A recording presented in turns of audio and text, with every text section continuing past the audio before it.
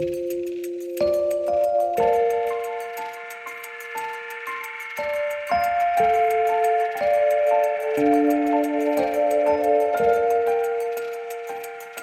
April and May 2012, Alzheimer's Australia Vic presented 2 post-show forums during the season of KAGE's production Sundowner, performed at the Geelong Performing Arts Centre and the Arts Centre Melbourne.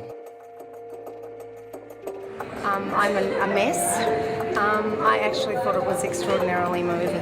A very difficult subject, treated extremely well, full of feeling, but absolutely terrifying. The production was developed through a series of community forums over 18 months, which brought together people with younger onset dementia, carers of those with dementia, and the creative team involved in the development of the show, including the performers, writer and director. 2 things that you told us that you felt very strongly about was, one, that we didn't want to make a show that was all doom and gloom, but the other one was that to try and encourage us to view someone diagnosed with Alzheimer's as it being a change in the person rather than a loss of the person, and that those 2 things were very much at the foundation of all throughout rehearsal and the creation of the work. So Mum nursed her own mother in our home until it was too difficult for her to continue.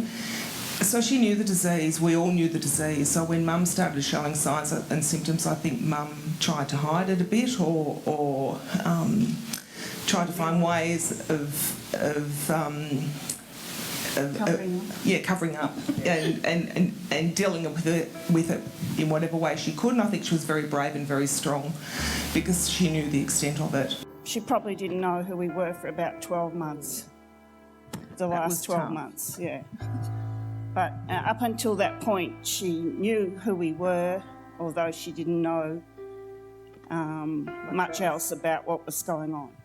So. That we want music, 24/7 on for her, even when she was asleep, because occasionally she'd sing along and we'd just be absolutely blown away. So the senses play a huge part, and also in our memories, and I think that came up in the play, and I wanted to just make mention too of the family breakdown, which I think you portray so beautifully in this production.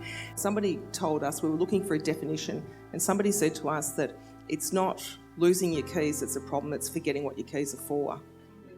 So that sticks in my head. There's a lot of stages to the disease, and I think that's really well depicted in the production. And as Chris said, dealing with every stage is really quite awkward and quite difficult. You don't know what's around the corner. Everybody's journey is different. And to have the support systems in place is so important to just help you over those hurdles. If you do have concerns about your memory, even if it's a general concern, please feel free to ring our helpline, our National Dementia Helpline, which is 1800 100 500, and talk to people about that. And it is extremely important to support people to live as well as they can for as long as they can, and take what joy there is every day. And that's very important. Oh, I feel like almost weepy, actually. It's been really, really affecting. I thought it just portrayed it so well, and there's not one moment where it was overdone. It just makes you think of, you've got to cherish your moments with your loved ones. It's a very gratifying thing for us, because when we first, and our general manager, Simone Collins, is here, and, when I said, Gerard and I are thinking about doing a show about dementia, and her face fell, going, how are we going to sell that? But it's really great, and GPAC have been fantastic, and even this event today is fantastic, and we are going to Melbourne, and we're doing a 6-month national tour next year, which is really unheard of we're a very small company, and it's a very strange topic to be saying we're doing a show about. So it is going to tour to lots of regional venues, and we hope to have forums like this all over the place to, exactly as you say, try and get people talking about it and try and demystifying it. It didn't tell us about what this experience might be like for somebody. It allowed us to feel it. Well, I was really affected by it actually. This is the second time I've seen it. So many little times where you thought, oh, that's where she must go, in her own little world like that. And I just feel it's a really powerful evocation of Alzheimer's and you know, the journey that it is for the people who suffer from it and the people who are caring for the people with Alzheimer's too. Gestures, say, in a dramatic piece are important, but not as foregrounded. Every little thing, even just in a non-dance sequence, seem to be so significant. Is that part of putting the two together, the melding? Do you think that gesture, For movement, me, absolutely. the language of it? The smallest motion that Helen does is completely measured and rehearsed. You know, Yes. there's nothing random or improvised and with the dancers too, you know, absolutely every movement. Oh. That's what we say publicly. Did you notice that? Helen is the most amazing actress and she's so self-deprecating. It drives me crazy. December or January, Mum was home looking after herself, by herself, doing everything. Now, this week, she's been put into a nursing home. It sounds like your mother's progress has been very rapid, and that's not a normal pattern.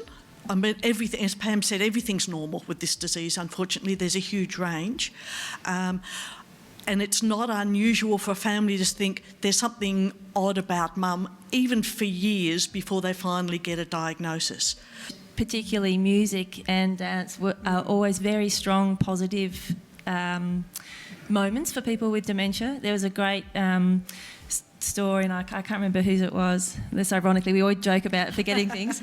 But and her husband was not very capable, but they would still dance in the kitchen at night time. And it was just a great message about you can still find some beauty in the disease. And I think that's what we tried to do with having the combination of amazing dramatical performance, but with the music and the dance. But what are the underlying patterns that perhaps support an artistic production like this? Are there patterns across particularly early onset Alzheimer's? Yes, there are, and we saw a number of them today in the production.